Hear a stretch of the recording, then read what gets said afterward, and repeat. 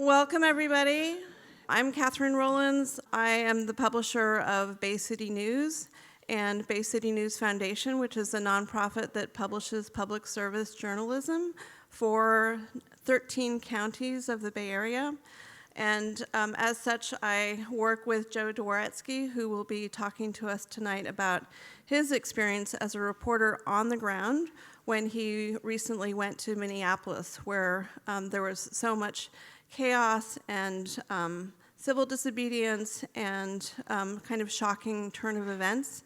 And also, I am currently president of the board of the First Amendment Coalition, which does amazing work to support journalists and the public in their right to know and vouch for how government should be transparent and how we all should be defending our rights for free press and all the things that are encompassed in that educational advocacy role that they serve.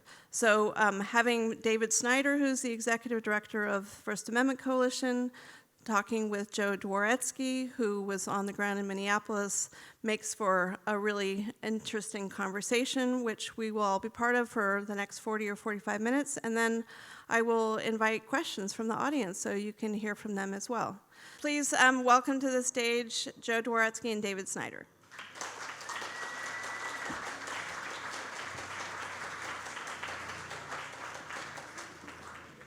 So, Joe, maybe you'd like to talk a little bit about why did you want to go to Minneapolis?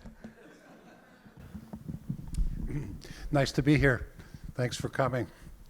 You see, Kat has, in her clever way, she's got me, who was a lawyer and is now a journalist, and David, who has the opposite. So we're kind of a yin and a yang on this. Each of us thinking that our current career is the right way to have done it. So I went to Minneapolis, and a couple of stories that I wrote there. I was there for 2 days, and I wrote stories about what I found. I don't want to talk about the stories as much as just to begin by talking about the process, sort of what is a reporter doing on a trip like this, and what are the things that a reporter needs to do. What sort of is the environment that a reporter needs to have in order to write stories of any consequence. So when you think about it, there's so many different kinds of human stories, and reporters cover them all. It's just an extremely broad range of different things that are things that we see and that we write about. And we write about them in lots of different ways. There's not just one approach to writing a story. There's many approaches, and you can sometimes decide what the approach you'll take by what the story is that you're writing. But it's also really important that journalists and journalism organizations have room to do that kind of work. They need room to breathe. And so I want to talk about my trip to Minneapolis as kind of an illustration of what that means in practice. So I went to Minneapolis because of curiosity. Like all of us, I was reading everything that was going on there and thinking, like, can this really be happening? And what is it? And I just wanted to go see it myself. That was the idea. It came up in sort of the middle of the day on a Wednesday, and I thought about it, and I thought maybe it would be a good idea, but... And what had just happened, for context? Well, this was after the second of the two killings, and the confrontations with ICE were very aggressive, and it was, it was the whole shit show. It was, and so in any event, I am lucky that I work in a place where curiosity is a good thing, and I called Kat and said, what do you think about this? She said, go at it. It's not local news exactly, but, there's a way that we can spin it as that. And I went without an agenda. I had no story plan. I had no people that I was sure I was going to go talk to. I literally just went to see what was going on. I was very much interested in kind of the serendipity of what would happen, and I thought that would be an interesting way to approach the issue.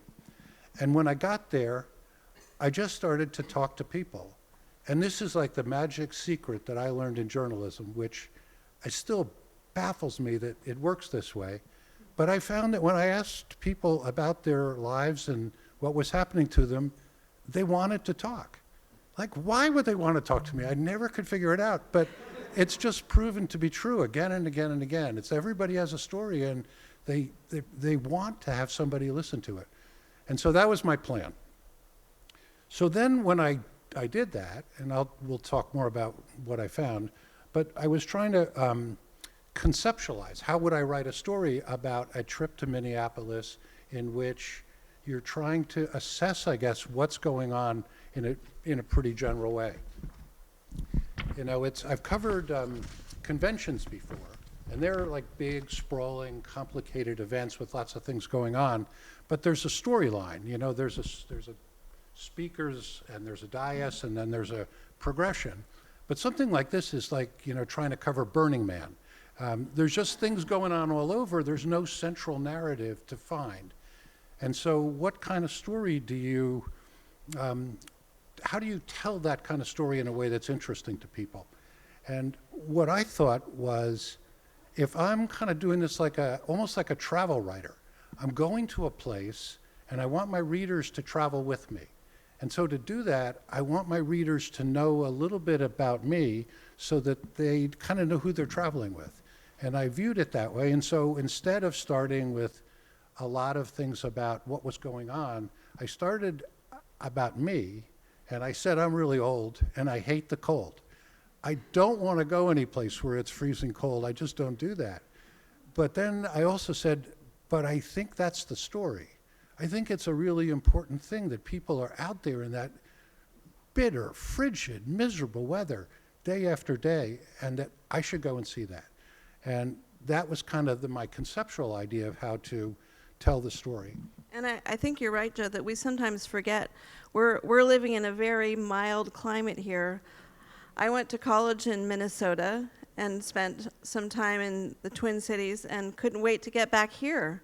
So if you think about, it might be a burden to go out and make yourself join a protest in this weather. Imagine what it's like in Minnesota in February. Yeah, it's a little different than No King's protest in San Francisco by the Civic Center. So when I started to actually write the story, I think a very important thing for me was not to try to be a spokesperson for the city of Minneapolis, or to pretend that I really know Minneapolis in a way beyond what I just saw over a couple of days. What I did, and I thought was the right way to do this, was to carry to readers here the stories that people told me. I felt that I was really there to bear witness, and that's a kind of journalism. It's not something that is necessarily every day, but I think it's so valuable because we get to know things by seeing them and feeling them. And if a reporter can tell stories that other people have told in a way that interests people, you know, it's one step closer to understanding. And I think that's a really kind of a noble thing about reporting. By the time I finished and I'd written the stories, I kind of looked back at them and I realized that while I started with no plan, I covered and wrote about 3 separate legal proceedings. We had the Georgia Fort and Don Lemon thing that happened the day that I got there, and I was in court for when they returned the indictment. There were 2 journalists who were arrested, kind of shockingly, which rarely happens, but this was really outrageous. Yeah. At the same time, the state of Minnesota and the city of Minneapolis brought an extraordinary lawsuit against the United States, which said, yeah, you know, you're entitled to enforce the laws and you're entitled to enforce the immigration laws, but you have so far stepped over the bounds that you've taken away the sovereignty of the state of Minnesota. And they brought that lawsuit, and it was a powerful lawsuit. And I was there for the day that didn't go anywhere. And then I also covered a lawsuit that I found when I was out at the detention center, the Whipple building, where lawyers were being barred from getting in to talk to their detained clients. And they brought a class action, and that one has turned out since I got back that they've been successful in that, and they've reset the rules that allow lawyers to get in and talk to detainees. But so I did that with no plan, and then I went to these three remarkable shrines for Alex Preddy and Renee Good and George Floyd, and each of them I thought was extraordinarily moving, and the people that were there all had interesting and stories. And then I spent a lot of time out with the protesters outside of the detention center, and some of them were from Minneapolis and had been coming out every day, and some had come from all over the country and were there to show solidarity, and they were more like me and trying to figure out why is it so cold here. And so that was, kind of the end of, the things that I covered. I also did I took pictures and I did some cartooning. We put this all together as kind of a smorgasbord of two stories. But I'm pleased to have written it, and I've gotten nice reactions from people about it. But the reason I mention it this way is that I tried to think about what is it that a reporter needs to report a story. And I came up with 6 freedoms that I needed to do these stories. And I think they're probably translatable into other contexts. But first I needed a publisher and an editor that felt free to run stories that were critical of the government. Without that, I don't get on a plane. Second, you needed an environment where when you're on the street and you come up to somebody and you say you're a reporter, that they're not intimidated to talk to you, that they don't think that you're working for the government, and that they're willing to talk to you. We know they want to, but will they be willing to? Will they trust you? For the law stories I did, you need access to government buildings. You have to be able to get inside them. You have to be able to get past the security desk, and you have to be able to get into the courtrooms so you can listen to what's happening in there.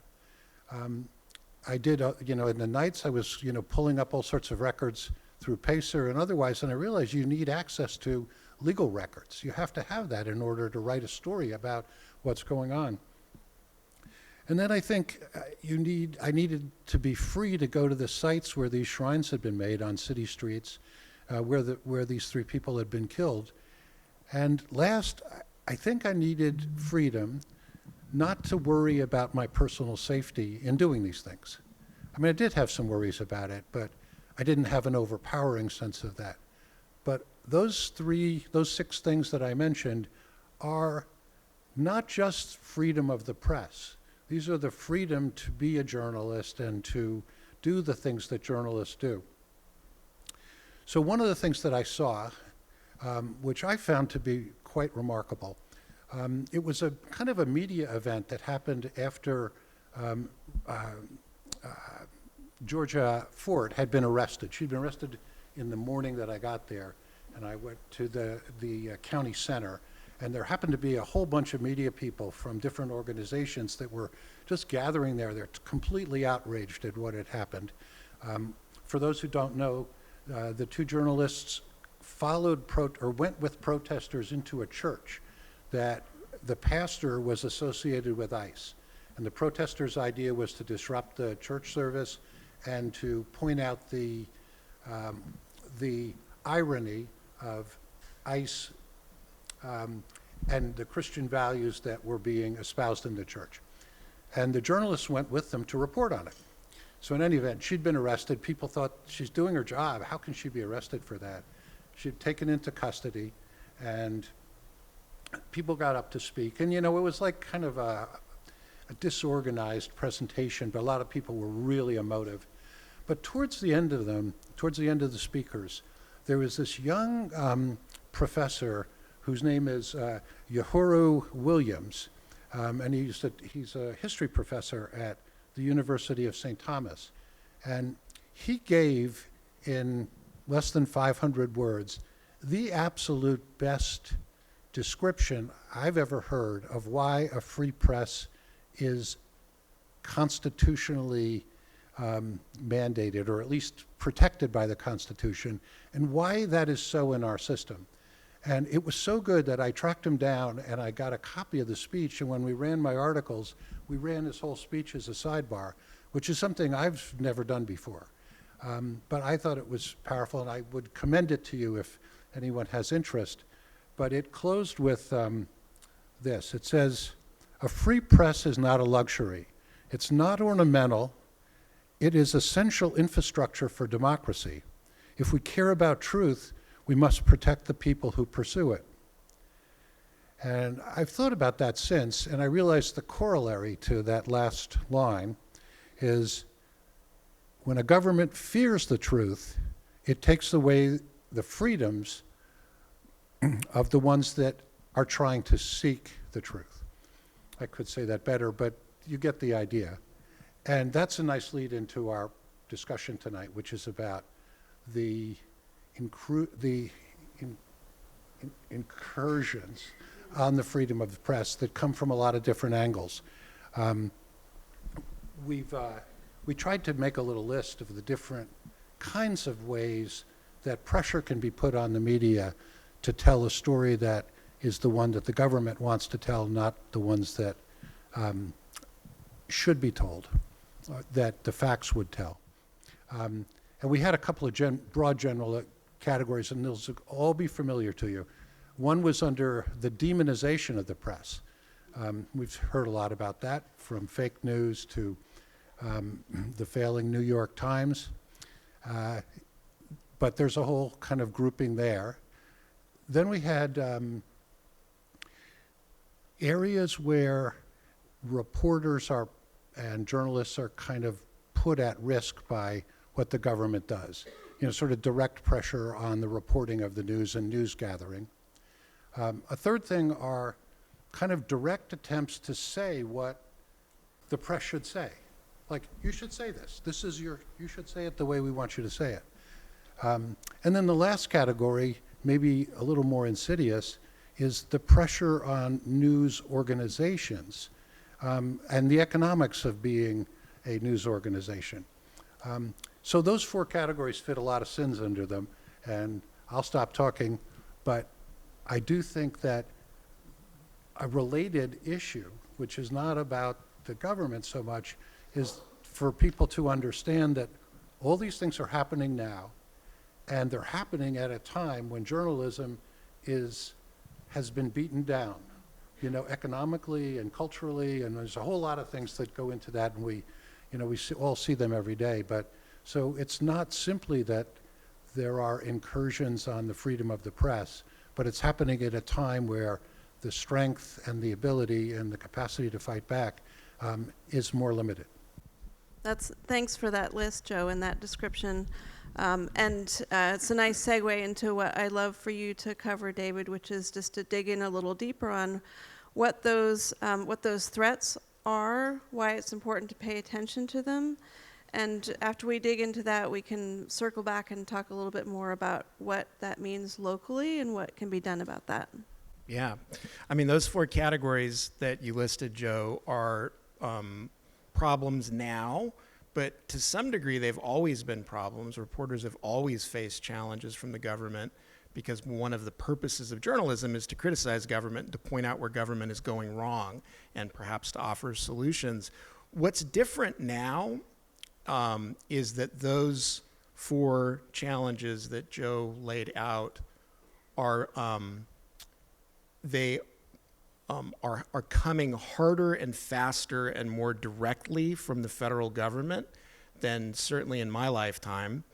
And I think that in living memory, the Trump administration has taken a number of steps that are much, that they really are egregious. Let me take one example, and that is the raid on the Washington Post reporter's home a few weeks ago, which you probably read about.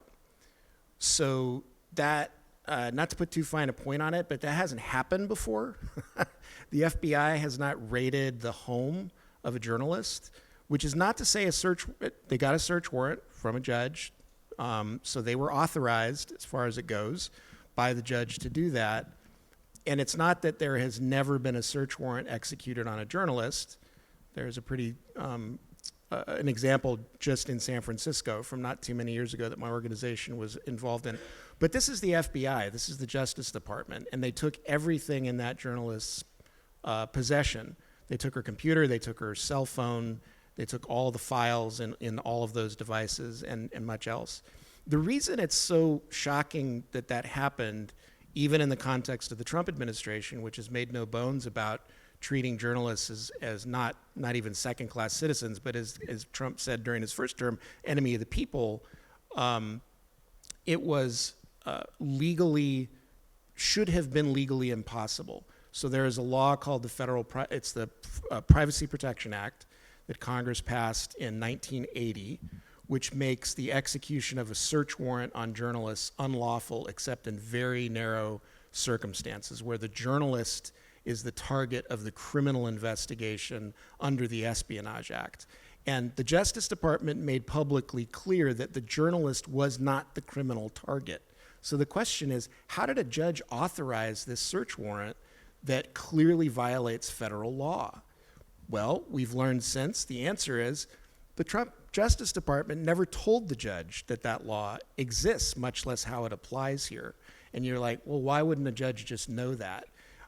I mean, in fairness, the judges can't know everything, and it's the lawyer's obligation to bring that law to the judge's attention, and they didn't do it. They intentionally obscured that law. That allowed for the execution of a search warrant, a raid by the federal government on a reporter who had published a story saying that she had over 1,000 sources in the federal government. That's why they went after her, because they want the names of all of those people who are talking to the press. So I think, to the extent anybody in the Justice Department was had a sort of end game in mind, I think they probably didn't even, and I'm just speculating, I don't know this, I think they probably didn't even really expect to get to look at all that information.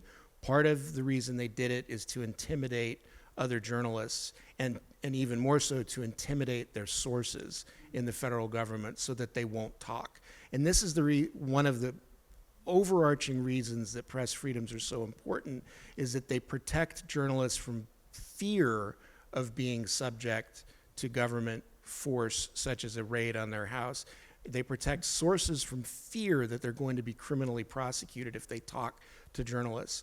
Well, the Trump administration has mastered promulgating that fear by simply ignoring the law.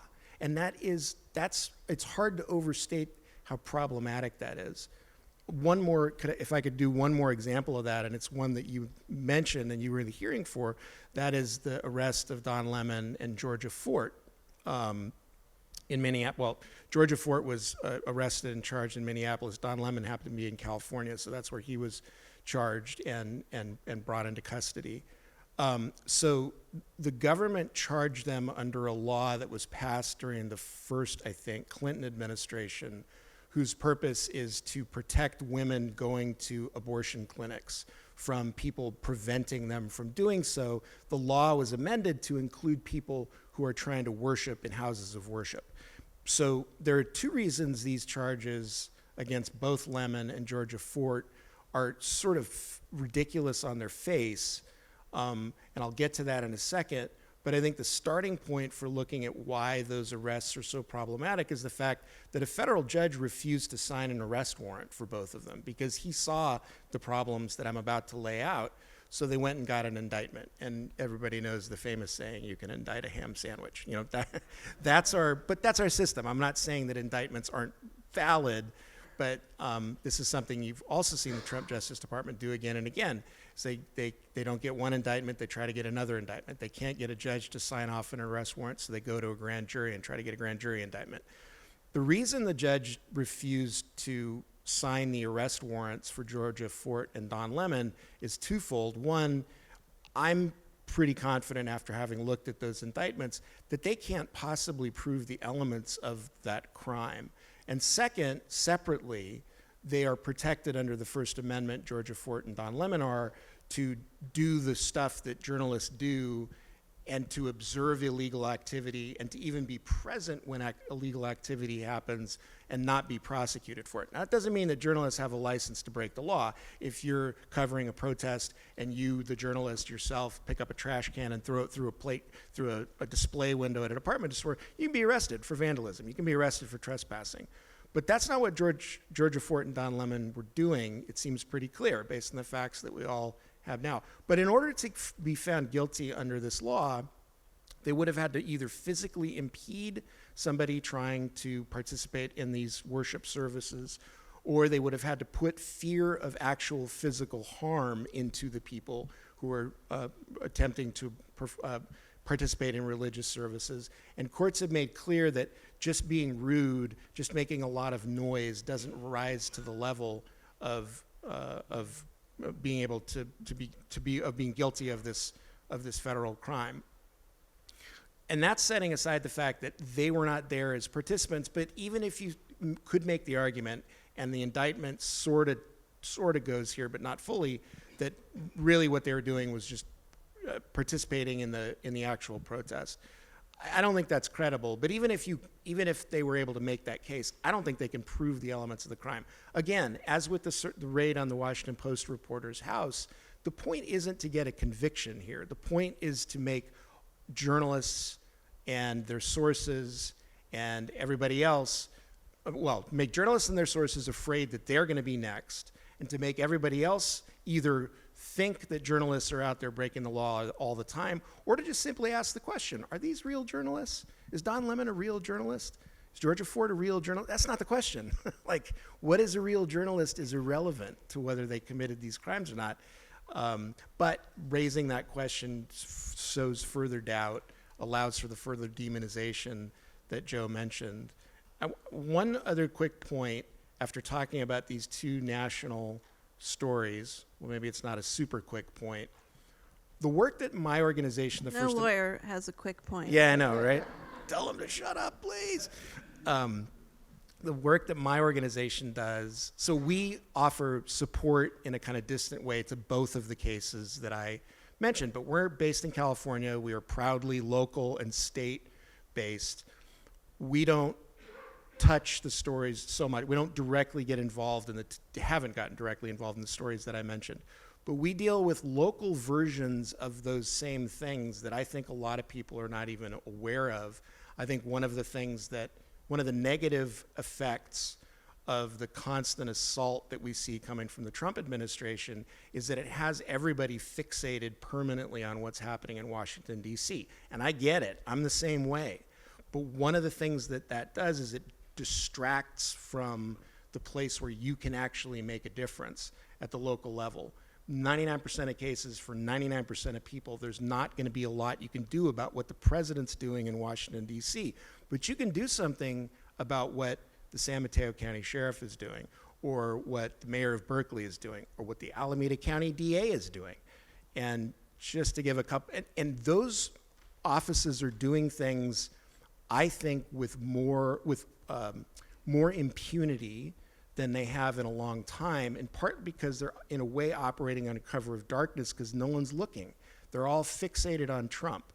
There are plenty of examples locally, believe me. And David, I might also say, from the perspective of a publisher, one thing I worry about is that local officials who are not being covered because there are fewer journalists actually paying attention at public meetings, looking at public documents. There's also a sense that local officials are looking to a role model who completely thwarts the law and press rights. So do you think that that's true? Absolutely. I think you mentioned the DA office here. Do you want to talk a Here in little bit about Alameda that County, case? yeah, Because there's Emily's in the house. Yeah, I know. I'm going to call her up. She'll be more interesting to hear from anyway. No, and it happens on all sides of the political spectrum. This is not purely a Republican thing, but there is a real Trumpification of local officials. They, by default, treat the press as an adversary that is to be insulted and demeaned, and they act as if they can control the media in a way that they cannot if they're following the First Amendment. So one good local example is the former Alameda County DA, Pamela Price. She decided that some journalists, and I think the first person on her list is with us tonight, sitting in the front row, was covering her in a way that she didn't like. She didn't like certain facts being reported, is what it basically boiled down to. And so she said, "You're not allowed to come into my press conferences." He's referring to the Berkeley scanner. Yes. And also Bay City News was excluded as well. Yeah. But others were included, which is not okay. Right. And Emily Ragusa is the Berkeley Scanner reporter and founder who was excluded from the press conference. And we, at fact, got wind of this and explained by citation to case law, voluminous case law, that when this is a press conference open to all, there's not a credentialing process. The government does not get to exclude a journalist because they don't like what they've reported. Simple, very simple. And I'll say that she backed off, right? She backed off after we and others pointed out the error of her ways. These examples crop up all the time. And can I talk about Shasta County real quickly? Yes. For the other end of the political spectrum? So there's a small nonprofit news outlet in Shasta County called the Shasta Scout, which is relatively new. And they covered the newly appointed chief of elections, local elections in Shasta County, who was kind of thoroughly MAGA guy who actually isn't even from California and doesn't live here. He's in Florida, but he'd sort of espoused the right conspiracy theories for the contingent of the Shasta County Board of Supervisors who wanted to hire him, including that I think he espoused the notion that the 2020 election was rigged and that Donald Trump was actually elected. Anyway, they elect him as local elections chief. And Shasta Scout goes about their business of reporting about him and things he's done. And he made a decision, the details of which I apologize, I don't remember, but he claimed that some step that he'd taken had been approved by the Secretary of State of California. So Shasta Scout goes and asks the California Secretary of State, "Did you approve this thing that this guy did?" And she said no. And so she reported that. And this guy didn't like that. It was true, but he just didn't like that she was reporting it. So he said, "I am reporting you to the Justice Department, the U.S. Justice Department. I know people there now. And oh, by the way, I looked at your 990 forms, which are the tax returns that nonprofits have to file, and I can see that you haven't filed one in the next 2 years. I'm reporting you to the IRS." And Annalisa is the Shasta Scout editor's name. She was like, "Well, I think he's full of shit, but that kind of worries me." And so she called us, and we said, "It's bullshit. We can see online that you've done your 990s. He's just saber rattling. And by the way, his exclusion of you from the list of people receiving press releases is similar to the case that Emily and the Berkeley Scanner were involved in to Pamela Price. He can't do that under the First Amendment." So we sent him a letter and said, "You're subjecting the county to potentially costly litigation. It's a clear violation of the First Amendment. You can't exclude a journalist from a list that everybody else gets just because you claim that they're not a real journalist, or you claim that they're not reporting things in the way that you want them to be reported." And he sort of backed down, I guess you could say. He had a little temper tantrum and said, "Fine, well, I'm just not going to send it out to anybody then." The county Board of Supervisors, this is the Board of Supervisors that hired him, by the way, to their credit, unanimously reprimanded him after that. And he still refused to send out the emails, but he put everything online on the website, the county's website. So now everybody gets the information. And these emails were important emails. This was, an election was coming up. And these are things like, where the polling places are, where the information that everybody needs and that the Shasta Scout would use to report to its readers key facts about elections. So that story ended up okay as well. But I think, and I don't think I'm tooting my own organization's horn too much. It wasn't any of my work individually, so I can't claim any credit for it. It was our legal director, David Loy. I think, but for David's work, I think he would have just excluded Shasta Scout. I think they would have not been able to report. I think Annalisa would have been pretty scared going forward that she's going to get the new Trump Justice Department sicked on her on this small, vulnerable local news outlet, which is doing its best to replace local news coverage in Shasta County, which, like everywhere else, has been decimated. So I just want to make the point that both of these accounts are very well told about some of the pressures and dangers, but I just want to encourage people to get mad about this. This is a breakdown in our system for us not to have elected representatives who care about making their own work transparent and for protecting the right of all of us to know what is happening at our government at the federal, state, and local level. So I love the local examples because, as David was mentioning, to me, this is where people actually can make a difference. You can feel overwhelmed by what's happening in the world or in the nation's capital, but if you see things that are not being done properly or you're not getting access to records and information that you ought to get, that is something where you can actually stand up and be counted at a local level. So, Joe, I want to bring it back to you, and maybe there's an example or two you can cite where you got upset about something that should have been public and wasn't, and what did you do about that as a reporter? I think I know what Katz is referring to. A lot of the work that I did maybe a year ago was around homelessness in San Francisco. And I was really interested in the extraordinary amount of money that was being spent, how well it was being spent, and who it was going to. And for that kind of work, you need public records. And so we have a pretty robust public records law in San Francisco in the Sunshine Act.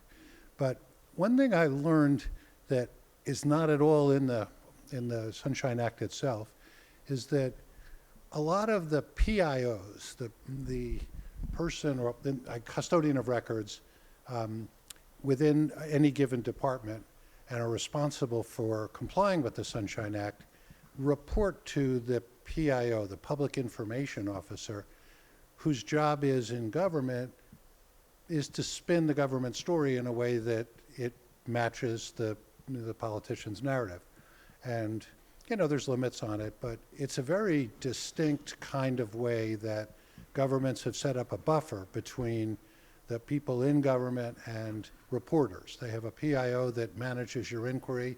You're supposed to ask the PIO for information, not individual officers or people that are out in the field. And they try to, in the biggest cases, they try to make sure that's the only way you can get information is to go through the PIO. So the public records is really important, but then you find out that the public records, the guy that's fulfilling it or the woman that's fulfilling it is reporting to the PIO. And so you kind of wonder whether the decisions they make about what's producible and what they're going to withhold are whether those are accurate and true. And I had one case that was so infuriating to me. For 2 months before a budget hearing on the Department of Homelessness in San Francisco, I started to put in public records requests so I have the information when they had their budget hearing.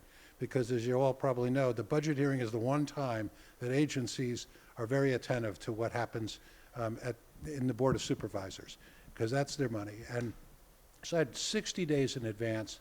The ordinance in San Francisco says I should get my records in 10 days. They could get an extension for another 10 days, but then they have to produce it.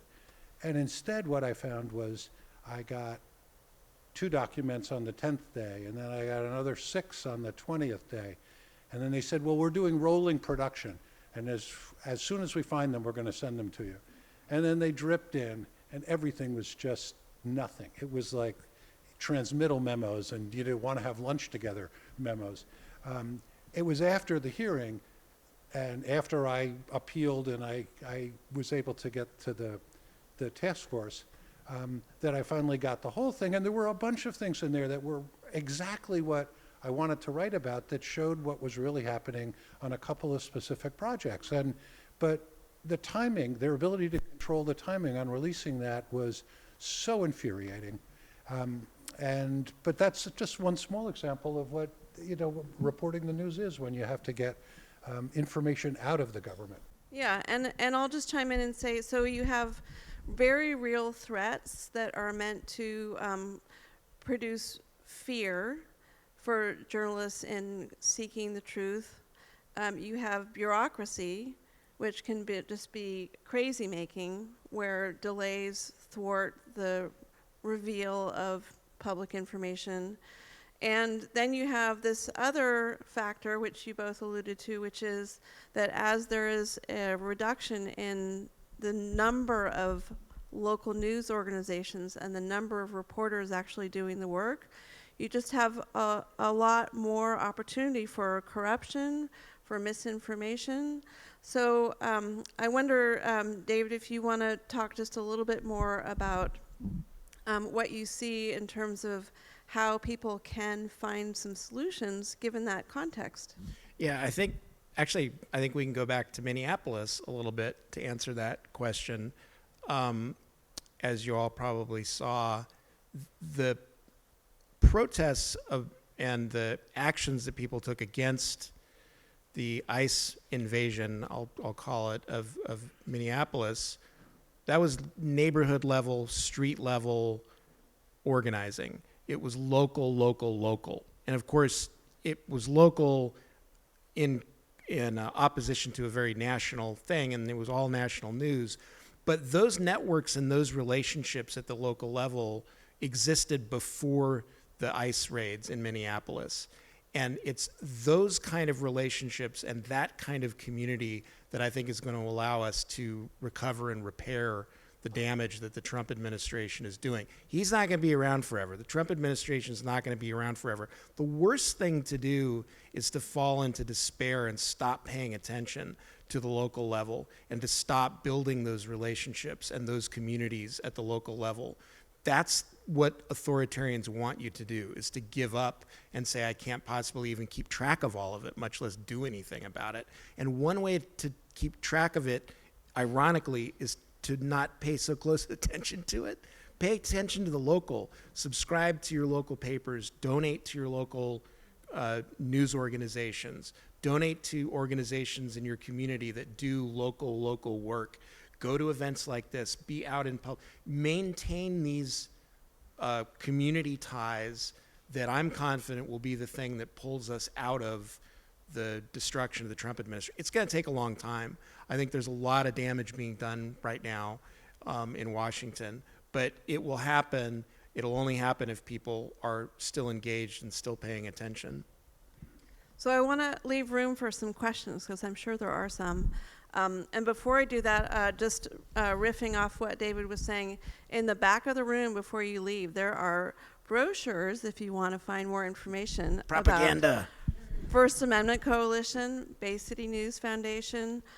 Both of us would love for there to be generous donations made, and there's swag as a result of that. And of course, as you heard earlier, if you can support the club, that's most appreciated, because without a space like this for the community to come together, we wouldn't be able to have these conversations. For Joe about do a biting article about that. Yeah, there's a bunch of, kind of strategies. For this one, I took a different approach. There is an infrastructure where you can appeal. And I decided I wanted to go through that process and push it as hard as I could, and then write a story about it at the end. And I did. It took me a year to get to a final hearing, which of course is part of the problem. I did win at the final hearing, and I wrote a very self-congratulatory, triumphant piece. The old journalist proves the point, but that's a strategy. I'll just say it, that my strategy in doing it was I made myself really a pain in the ass for the Department of Homelessness. And in the following year and a half, my public records requests are responded to sometimes early. And I think that's a strategy. If you're playing the long game, I think that was for me was a very good strategy. Just to follow on that, that's one of the things with the decline in just volume of local reporters that doesn't happen as much as it should anymore. These agencies, local, state, federal, are no longer accustomed to having a total pain in the ass like Joe bothering them all the time, and they lose the kind of muscle memory that these records are the public's records, not theirs. So the more Joes there are that are doing that, the healthier democracy generally is. And I have plenty of friends who are in government agencies who hate it when I say things like that, but I keep saying it anyway. So 2 questions. How can we create And community are there any ties? Other things that we can do to save the First Amendment? Those are great questions. I think some of the community ties that I'm talking about happen spontaneously at meetings like this when people ask, how do I solve a problem? Ask a question just like the one you did. I don't know how all of those form. I would say things as small as just being out in public, going to city council meetings, going to gatherings. You're sort of building those ties and those connections. How to protect the First Amendment. So, there are a lot of organizations that are devoted to that project. Mine is one of them. We are California focused. There's also great organizations that are larger and national, like Reporters Committee for Freedom of the Press, the Freedom of the Press Foundation, the First Amendment Institute at Knight. I'm at Columbia University. It's called the Knight First Amendment Institute. Those are all worthy organizations.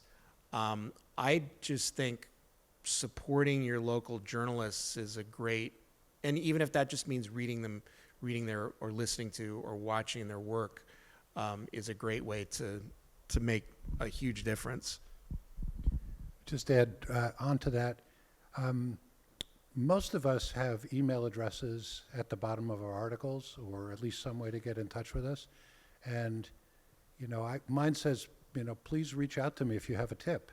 If you have something that you think is wrong, and it doesn't work out that I can end up writing an article about every time somebody does that, but I pass them along to my colleagues, and that's kind of the way, finding the story is a big part of our job, and it can be so helpful, because we're not going to every city council meeting, we're not going to every school board meeting, we're not going to, what happens at the DMV. There's just so many different places where things happen that aren't right, and if you can get them in the hands of a reporter, it may turn into a story that will have real meaning.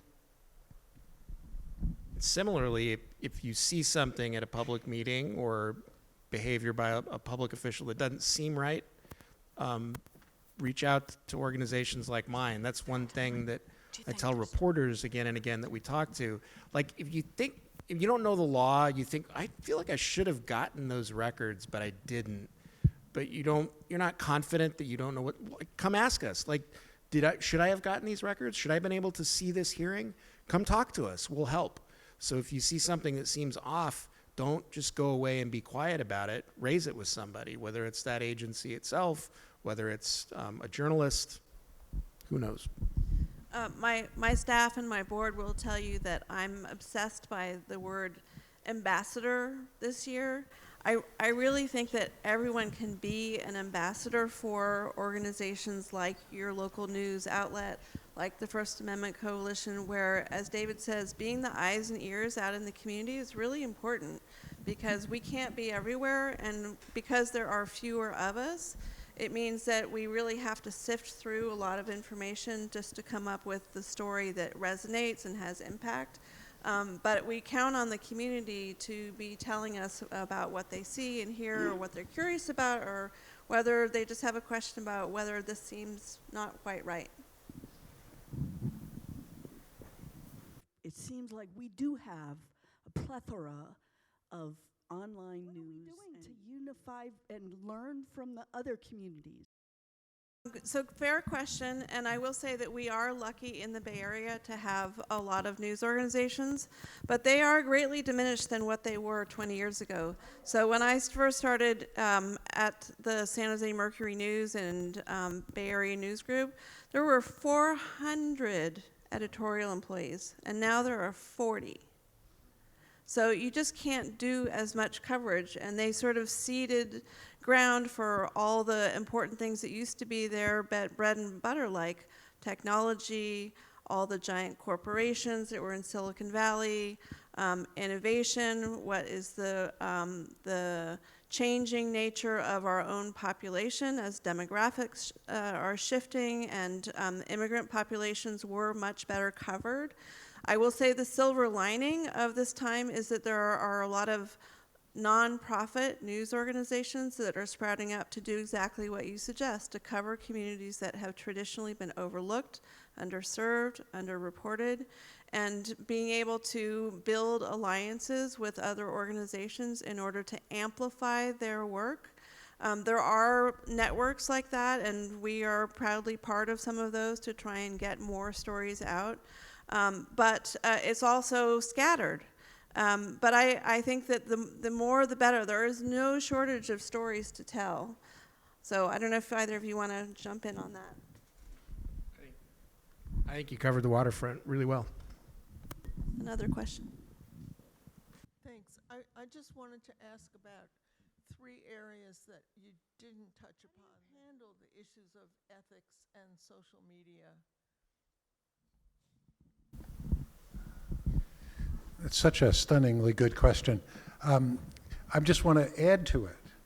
I'm not answering it. I'm just going to add to it. There's one other factor, is with the rise of AI, generative AI, and now, you know, I've been trained as a journalist, but I look at stuff and I'm thinking, I have no idea whether that's real or not. And it seems to me that what your question points at is the need for there to be organizations that people trust and feel that if they publish something that they've done their homework, that it is something that's true. I think I see that coming. It's going to be more and more needed than that it is. But what to do about the post-truth problem and the fact that, and we were talking in the other room before, is that, you know, some large percentage of the country doesn't accept the same things that at least the two of us believe are the truth, are reality. That's a bigger problem, I think. I will say one other thing that's important is that media literacy is so important, and it goes back to asking all of us to find out who is telling you that information. What is the source of that information? And if it's somebody that you know, or an organization that you trust, or a news outlet that you have familiarity with, then you have a greater degree of confidence.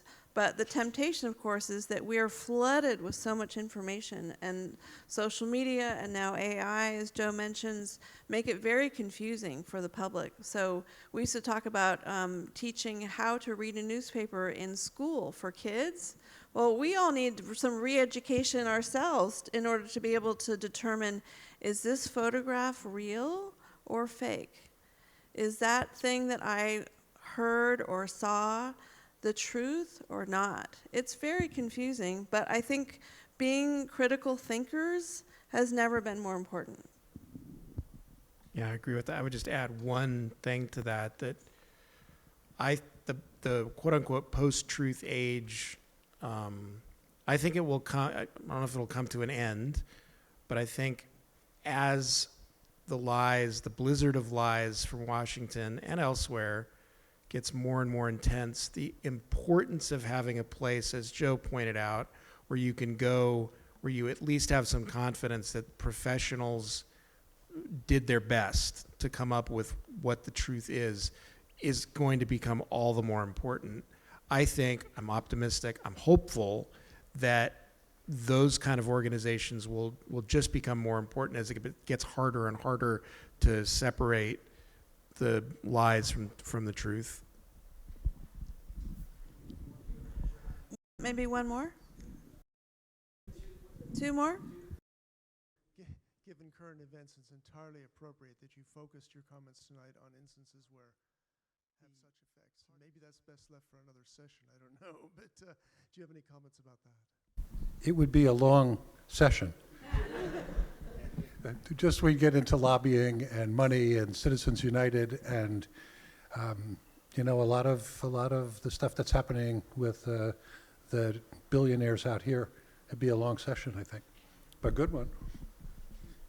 Yeah, I mean, the First Amendment is concerned about what the government does with respect to free press and free speech, but it doesn't really care what Elon Musk does, at least not when he's a private citizen, or what Jeff Bezos does or does not do. I think those guys have so much power in our society that traditional constitutional law doesn't even address.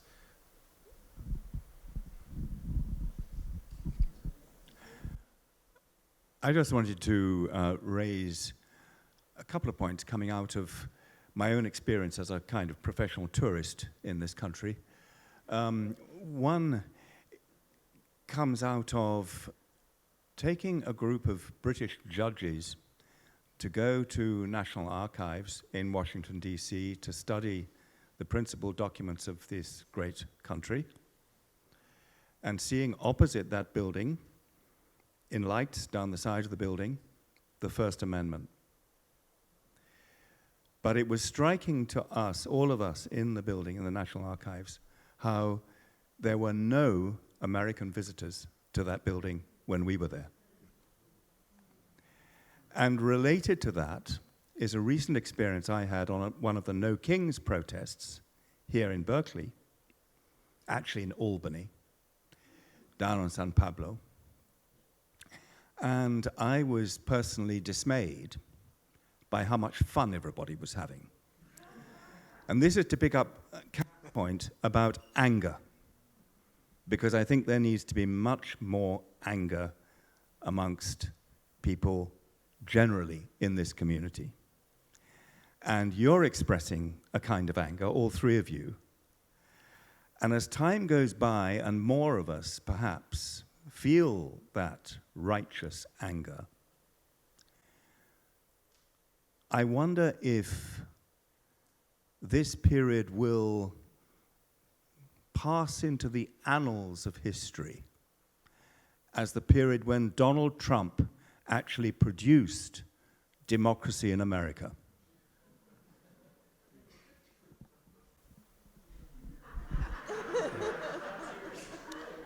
From your lips to God's ears.